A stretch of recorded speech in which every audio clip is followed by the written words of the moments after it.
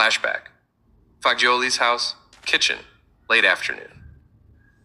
10-year-old Fagioli is sitting alone. In front of him, a plate with a big slice of pizza, cheese still stringy, and the strong smell of spicy salami wafting in the air. The TV is on in the corner of the room. Low volume, but just loud enough to be heard. A special health segment is airing on the local news channel. Newscaster, voice. And now the health segment, how to prevent heart risks, even in the young. Fagioli chews slowly, eyes dull. On screen appears a doctor in a white lab coat behind a desk full of fake fruits and vegetables. Doctor, many sudden heart attacks strike people who seem perfectly healthy. But often the cause is a poor diet. Too many fats, too much junk. Fagioli freezes. His fork stops midair. Doctor, prevention starts at the table. For example, replace pizza and cured meats with a nice dish of boiled fish, perhaps with some steamed broccoli on the side. Zoom in on a plate of gray, soggy fish, surrounded by faded broccoli. Silence. Fagioli looks at the plate in front of him, then at the TV, then back at the plate. Suddenly, without warning, in a flash of rage, he grabs the pizza plate and hurls it to the ground. The sound of shattering ceramic fills the room. The TV keeps going as if nothing happened. Doctor, a balanced diet will help protect your heart and arteries. Fagioli stays seated, motionless. Hands gripping the edge of the table. Eyes locked. Jaw clenched. Newscaster. It takes a certain discipline, doesn't it? Doctor, yes, absolutely. But it's a necessary effort for our health. Fagioli, discipline, and healthy food. Discipline, and healthy food. Discipline, and healthy food. From the next room, Grandma rushes in. Grandmother, entering, worried. Fagioli, what did you do? She stops, looks at him. Then at the shattered plate on the floor. Then back at him. Fagioli, discipline, and healthy food. Discipline, and healthy food. Discipline, and healthy food. Little Fagioli, still with fists clenched, staring into nothing. Igor, voiceover. True discipline. Hurling a pizza at the wall without breaking the TV. Part 6, flashback. Evening. Fagioli's house. Little Fagioli, 10 years old, is sitting on the living room carpet. In his hands, he holds an old family photo album with a worn leather cover and yellowed pages. He flips slowly, one photo at a time. Smiling faces, countryside trips. Then, a photo different from the others. Black and white. A faded image of a man in an old military uniform, mustache as long as bayonets, a hard, almost threatening stare. Stiff collar, straight shoulders. On the back, a shaky, handwritten note. Alfonso Fagioli, 1917 1st Infantry Regiment. Fagioli stays still, staring at the photo as if hypnotized.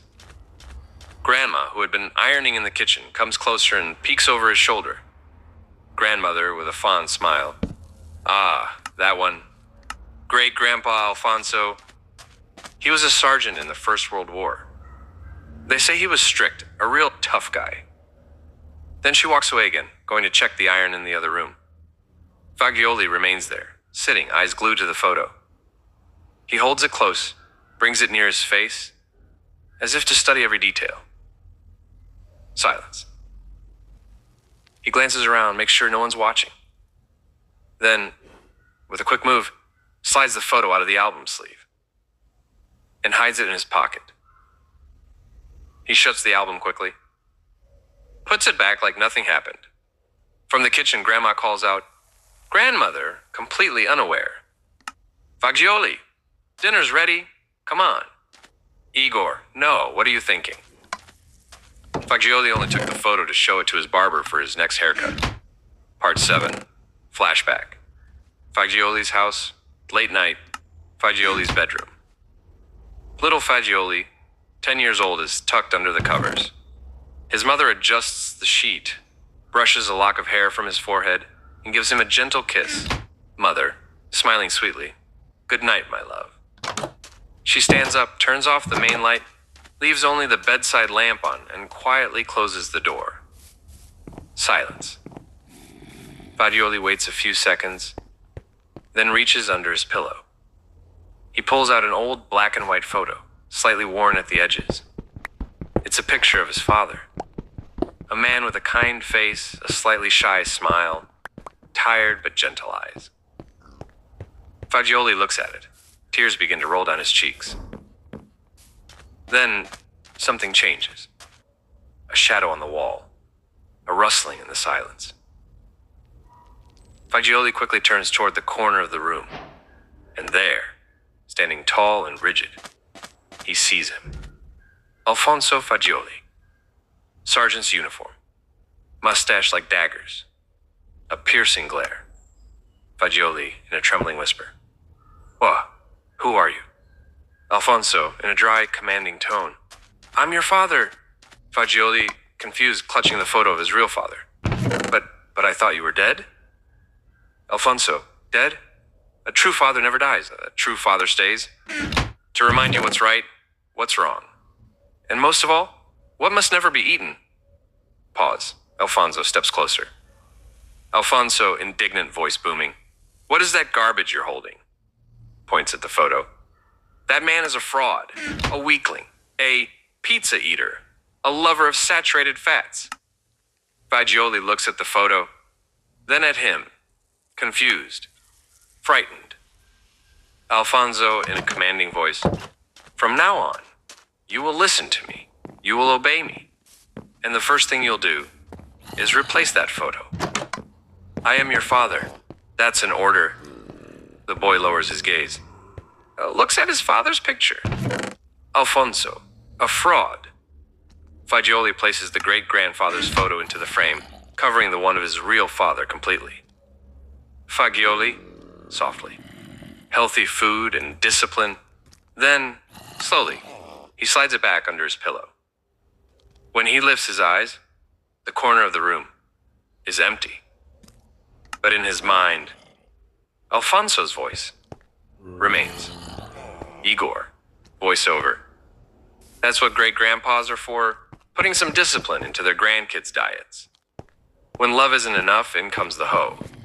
Or at least the mustache sergeant. Part 8. Flashback.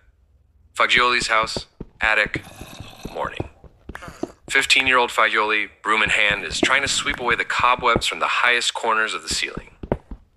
Grandmother, shouting from downstairs. "And don't forget the corners near the beam. That's where the mosquito nests are." Fagioli, grumbling to himself.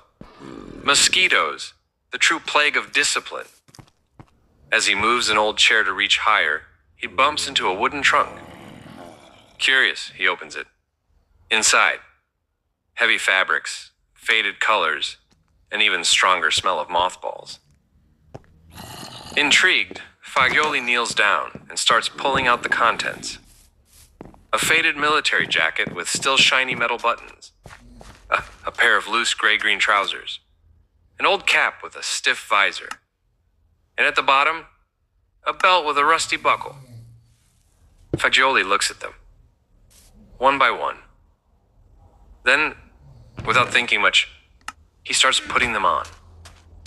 He slips on the jacket, the trousers, puts the cap on his head, gazing at himself in a cracked mirror leaning against the wall. He stares for several long seconds, standing, straight, motionless, wearing that uniform.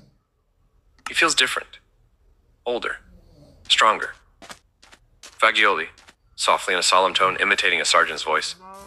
Discipline is the first brick of personal dignity. Then, the sound of footsteps. Grandma is coming up the stairs. Fagioli hurriedly takes everything off. Folds the clothes quickly and clumsily, puts them back in the trunk, and pushes it behind the wardrobe again, as if he'd never touched it. He resumes dusting the ceiling. But in his eyes, something has changed. Igor, voiceover. When I was a kid, every carnival my mom dressed me up as Zorro. Definitely not as original as Fagioli's choice. going for the World War I sergeant with a hoe instead of a rifle. B. Waiting room. Ravioli, Igor, go check if Fagioli's out of the bathroom. Igor, peeking through the door. Nope, still nothing. Gentlemen, we can go home. Fagioli has officially fallen into the toilet. Paco, if you want my advice, listen to Igor. This whole evaluation thing is just an excuse to fire you with cause. As Paco speaks, a butterfly floats in through the open window. Banani, look, a butterfly. Ravioli, beautiful. Paco, beautiful, and the result of a design. Banani, oh yeah, and who designed it? Ravioli, God, obviously. Paco, fascinating creatures, aren't they? Lovely, delicate, and yet there's so much more to them. Banani, like what? Paco, butterflies display incredibly unique and complex designs that reflect the glory of the creator in his creation.